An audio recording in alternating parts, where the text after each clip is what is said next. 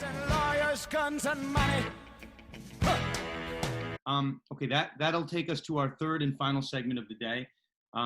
We alluded to it at the top. That's the Washington football team, formerly a name that started with the R that Dan and I will try not to say, but we've said it for however many years.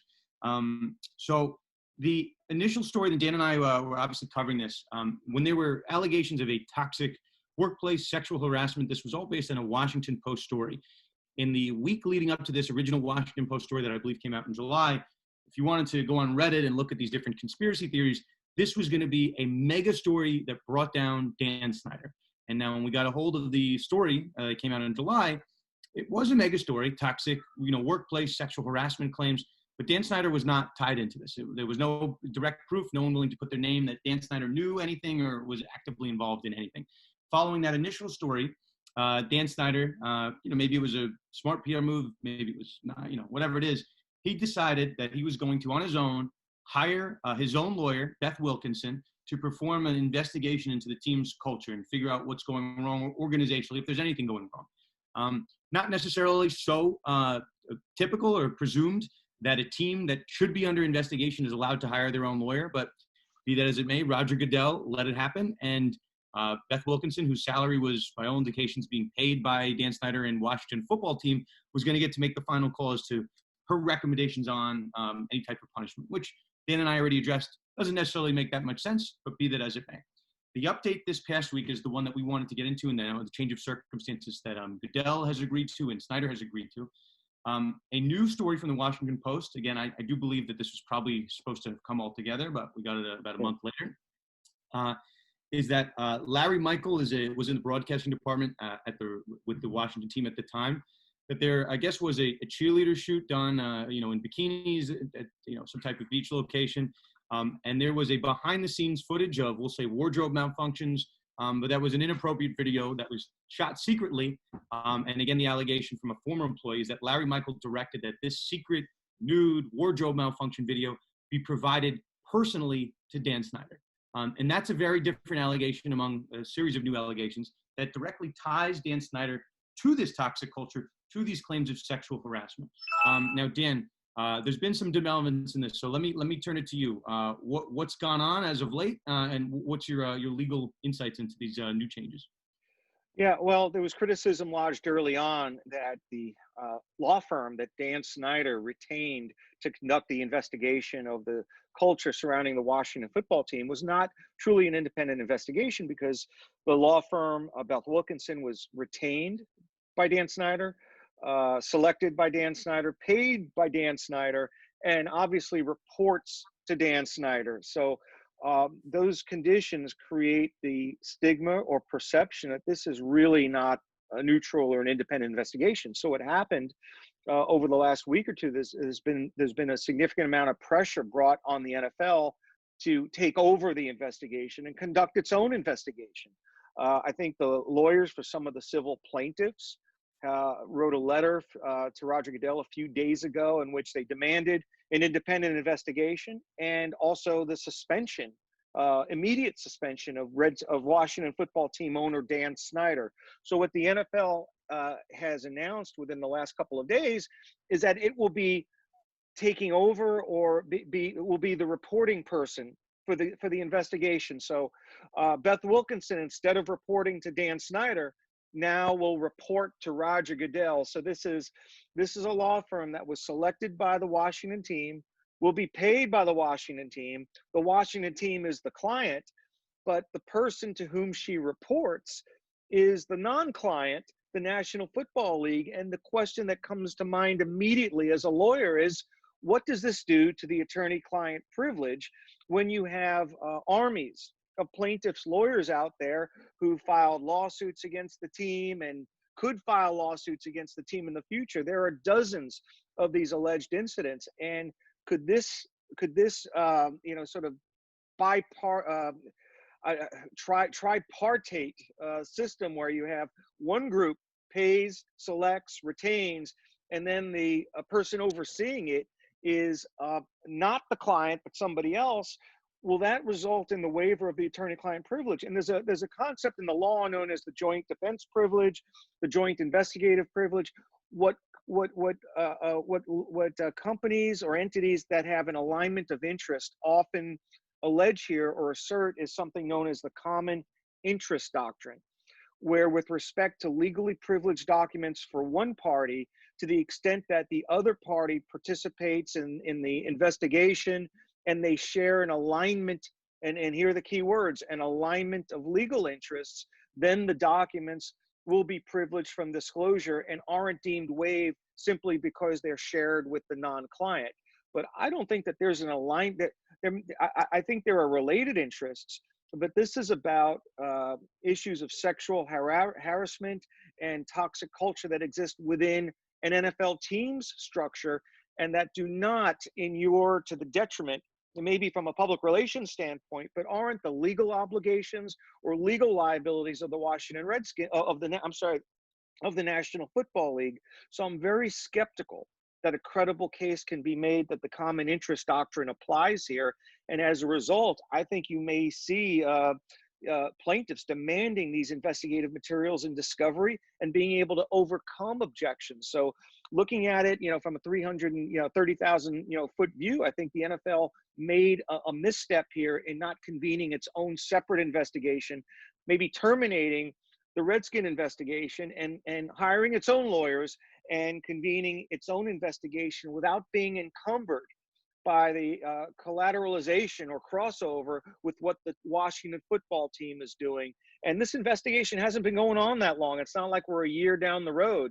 It's only been a few weeks. And is the risk of the perception of non-independence and the possible forfeiture of the attorney-client privilege worth conducting it this way? Bingo, Dan. Bingo. I mean, listen, at the end of the day, we'll say actually, not the end of the day, let's go to the beginning of the day. If this was a truly independent investigation, you and I on a previous podcast, we said that allowing Snyder to retain his own attorney didn't really send the right message, and it wasn't going to give you an independent investigation. The headline that's coming out, the new headline, NFL takes over Washington investigation. They didn't really take over the Washington investigation. Taking it over would be to fire Beth Wilkinson, and to start a new investigation. Because Dan, to your point, it's not like this has been going on for a year. It's not the Ted Wells investigation that you have to disrupt, right? Or the Mitchell report, where it was going on for months, if not years. This is a brand new investigation that occurred, a couple weeks ago. So you don't really lose anything by starting anew, right? It's not like the NFL is penny pinching, right? That they can't afford their own attorneys. So you have this weird scenario. I'm not sure if this would have been the NFL's first choice for an attorney, right? Would they have necessarily hired Beth Wilkinson? So if you're really going to have an independent investigation, you start everything new. You start everything fresh. So I'm not sure who's paying Beth Wilkinson's bill still, if it's Dan Snyder. But the issue that you and I have had this whole time is if Beth Wilkinson was hired by Dan Snyder and she's in the business of conducting these investigations, she generates more business to the extent that she's, a desirable, we'll say, attorney for these purposes, it would, again, behoove her to have an adverse finding against the Redskins. I'm not sure who else is going to use her.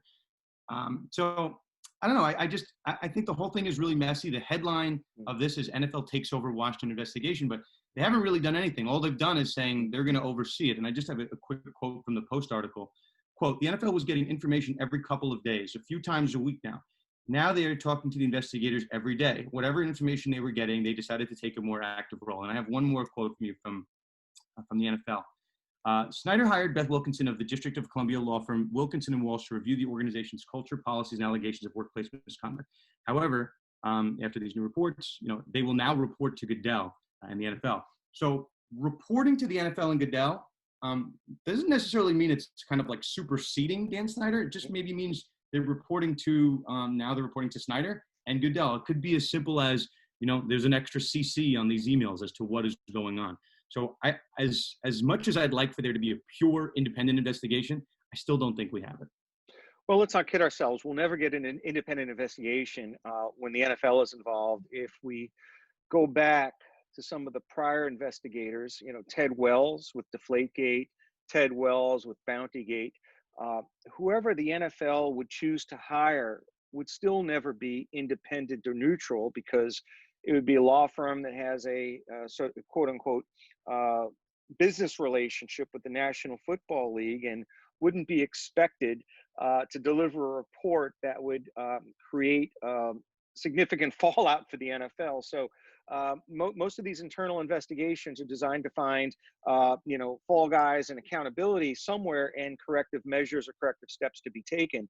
But they're never truly independent. And a significant corner of New England still is resentful over the findings or takes issue with the findings in the Ted Wells investigative report on Deflategate. So starting anew with a new law firm, whether it be Ted Wells or somebody else, will not correct the perception or change the perception of it being a non-independent investigation, because it will never be independent. However, it is an improvement over using Dan Snyder's law firm, with the lone deviation that there's an additional person to report to, unless there's been a new retainer agreement and a new attorney-client relationship created. We're heading down the path of vitiation of the attorney-client privilege. And for all the fans out there and people who are following this story, they could care less about the attorney-client privilege. But if you're advising the National Football League, if you're general counsel, chief of legal affairs for the NFL, and you're general counsel of the Washington football team, those issues are very important, because I think that the team and the league would love to control the narrative and put out whatever whitewashed, sanitized version of the report that they choose to share publicly. The moment you create this dynamic where you share the investigative materials with non-clients, it enhances or increases the risk that this information and the entirety of the report will see the light of day, whether in a lawsuit or some kind of other fashion. It really is a treachery road for both the team and the league, and retaining new counsel limits some of that downside risk, even if it does not altogether eliminate the stigma or perception that whatever investigation is conducted won't be independent or neutral. So, and I know we should probably touch this quick, but people are looking at this incident as being the driving force behind potentially getting an ownership change in Washington. I still think that remains doubtful at this point, even though we're trending in that direction. It's still a huge barrier. So, I think trending with a bullet. Trending with the bullet, but they've got Snyder's got like a bulletproof vest on, and he's got like he's fully geared up. But ever hear the expression "death by 1,000 cuts"? He's getting it from all different angles.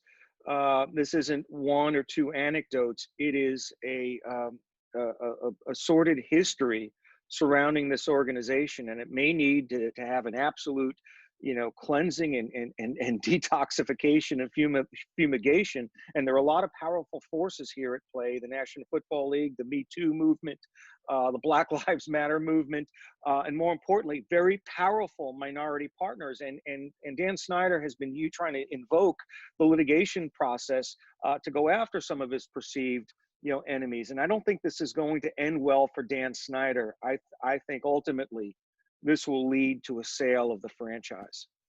So I just, but I want to make sure what the Donald Sterling's downfall was TMZ. It wasn't some internal NBA report.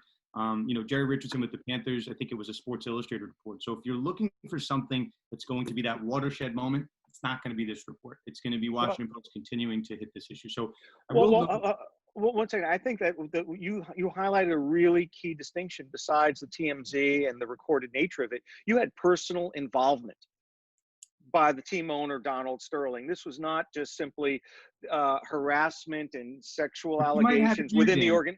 Well, that's why I'm right. Trying to draw a comparison to Dan Snyder. There are some allegations of direct involvement. I don't know how strong they are, but I think this might go beyond lack of institutional control. There are allegations that point to his conduct. I don't know how strong they are, but to the extent that the more direct his involvement and knowledge are, the greater the risk is that he's going to be forced to sell the team if these allegations are proven to be true. So again, I like to, we'd like to give you guys a full story. You can make your own determinations on this. In the past couple weeks, the other story we didn't address that's happened since these two allegations, Darius Geis, the Washington Redskins, former first-round pick, big guy at LSU, he's arrested on rape charges. He's released. So it's just story after story with the Redskins. So I do think the Redskins are trying to listen. Again, we'd be remiss. Dan Snyder, I saw Schefter's tweet last night. Schefter's saying that it was Snyder's claim that it was his own idea to turn the investigation over to the NFL. I don't believe that. A couple weeks back at this point, Jason Wright, a former NFL player, became the first black president of the Washington football team, but also the first black team president in NFL history. So, they're trying to hit this PR game. And the one that I saw today, the late great Sean Taylor, the great safety, they've just decided to name a road after him that leads into FedEx Field. So they're really, I sense something going on from Washington. It's not every day that the NFL intervenes, whatever you want to call it, intervenes in your own investigation. So they're feeling some internal pressure. And again, it's a super high burden to, push anyone to sell their team or to ban someone from the team like we saw with Sterling. But there's something going on at this Washington football team HQ that is not normal. Sean Taylor, late great Sean Taylor, this was not something that happened to him last year. I think this was like 10 plus years ago. And only 13 years ago. Making that decision. Yeah. I mean, now, the learning curve here is incredible. Dan Snyder has owned the Washington football team, the Redskins, and now the Washington football team for nearly a quarter of a century. Right. What changed to now make these type of decisions at the helm? Nothing. Well, right? Reacting to problems that have intensified rather than to have systems and structures in place to prevent problems like this from occurring. He's simply reacting. And the thing with the name change and the nickname, I mean, he was in a state of denial, and he said it was over his dead body. Would he ever change the name? Never. I think never was the quote. Right. Never was the quote. So the fact that they're becoming enlightened in the year 2020 after nearly a quarter of a century of past actions, I don't think sounds credible. What really resonates is action rather than words. And yes, he's hired an African American person to be the president of the business operations, CEO of the team. He's hired a new director of media relations, Julie Donaldson, who used to be the in-arena announcer for the Miami Heat before she went over to the MSG network, and she has a nice reputation. But a lot of this is cosmetic, and I think the track record, unfortunately, may speak for itself. And the tenure of Dan Snyder is really going to rise and fall on the outcome of this investigation. And if there were just one or two complainants, I think we could brush it off. But there are significant numbers of women who've made allegations like this about the workplace and going all the way up to the executive suite. And more will come. Just historically, with these type of allegations, it takes a brave, select few, and then more people start to feel comfortable. So, if you're rooting for the downfall of Dan Snyder, I think we'll say that smoking gun. If this video, this alleged behind the scenes video ever surfaced, that's pretty bad. But Listen, that's, I'll give him credit, Dan. He's released every woman who's had an NDA. He's given them carte blanche to talk to investigators.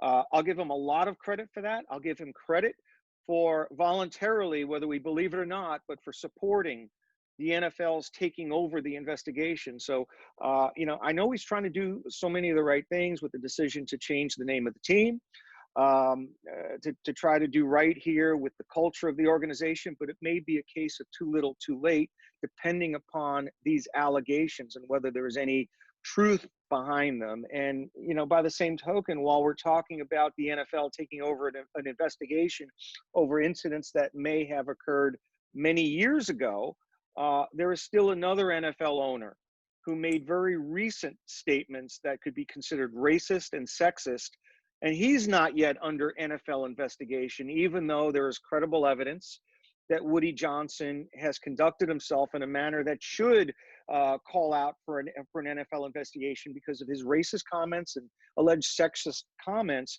which in some ways, and maybe many ways, are far worse than what Donald Sterling ever said. And the NFL has still not announced that it is investigating Woody Johnson, even though the State Department has issued a report from its investigator that would seem to give credence to these allegations.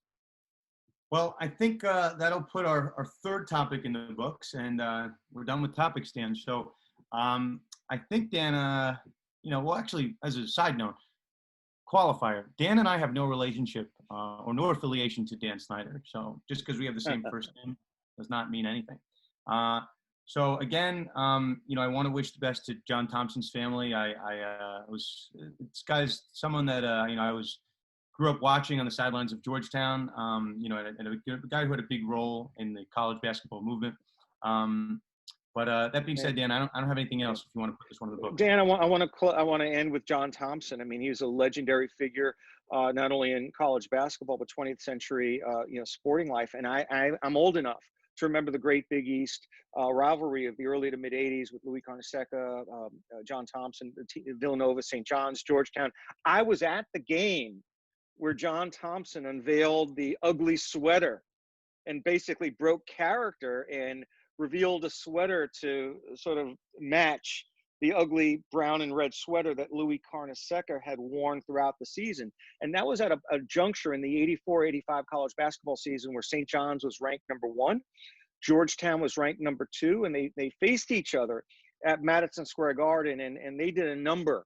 Georgetown did a number on Chris Mullin, but I'll never forget those games and that rivalry. And to me, that was the golden era of Big East college basketball. There will never be another like it. And John Thompson, just a legendary figure. And I think the tributes from all corners bear that out. And I was definitely very fortunate to be around when the Big East, Georgetown and St. John's were just gigantic, and they were at their best. So yeah, and I have it in my pinned tweet now. The great Allen Iverson had a tribute to Thompson, who basically said that Thompson took a chance on this kid who made a really big mistake in his life. Virginia, there's a great 30 for 30, no crossover for Iverson, and Thompson was the only coach in the country, football or basketball, that would take a chance on this. And Iverson became obviously a Hall of Famer. So I put that up, and just as a lesson, as you never know who's going to come across your stuff on social media. Baron Davis, great NBA player, gave that a retweet, which brought a lot of eyeballs to it. So appreciate that, Baron, who I do not know. I am not friends with Baron Davis, but if you're listening, if you're one of the many Conduct Detrimental listeners, much appreciated. Dan, I think that'll put us in the books. Yep. Dan Wallach, as always, has not changed his handle yet. He was at Wallach Legal on Twitter and Instagram. Myself, Dan Lust, on Twitter, Instagram, at Sports Law Lust. The show, Conduct Detrimental, at Con Detrimental. As always, if you can leave us a review or share this with a friend, supremely helps us in the ratings. And with that being said, we will see you next week on another episode of Conduct Detrimental. Okay, bye-bye, everybody.